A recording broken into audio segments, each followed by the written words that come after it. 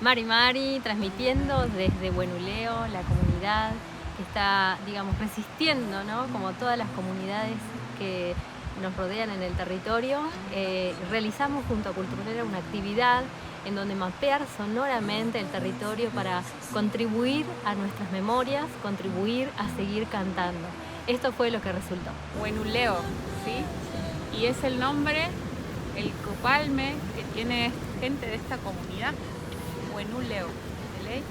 Porque la fuerza está en este río que se alimenta de arriba, de las aguas de arriba, ¿sí? Entonces le vamos a cantar al río, le vamos a sacar el canto al río y es un canto que es de todos, porque es del río, pero además porque se saca en distintas formas, en distintas comunidades para cantarle al ñen del agua, del ñenco, ¿vale? Moñen Wenú, Moñen Nac, Ñein Mapu, Ñelay Mapu. Encima la vida, debajo la vida, seremos esto, parte de esto, nada sin esto.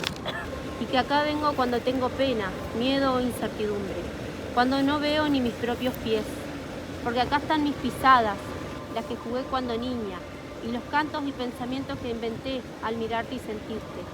Siempre vuelvo y te busco, porque sé que soy acá, de todos los colores, sonidos y aromas del bosque. Acá soy. Era invierno, había crecido el mireco, aún así devolvió, no quiso llevarse al niño y se llevó el ñaco. Memorias del lugar. Quise conocer su naciente porque siempre algo se pierde y algo nuevo viene. Nuestro. Pasos, hojas, silencio. Lienco, escurridizo, melódico, vivo. Corre en picada, lleno de sabiduría. Cóndor protector, observador. Manque de los nuestros. Vuelas alto, alto tu vuelo. Mañunguyim tami ulmu, ñen mahuisantu, mañunguyim tami keluchosas, eñuma fiel tañipuyu. Gracias, río Lienco, por tu canto. Gracias, bosque de lengas, por su naranja que abriga mi espíritu. Peumangelemai, petumulekayai, rumel, tufachi mapumu. Donde el lenguaje es puro, donde mi corazón late, galopando de alegría.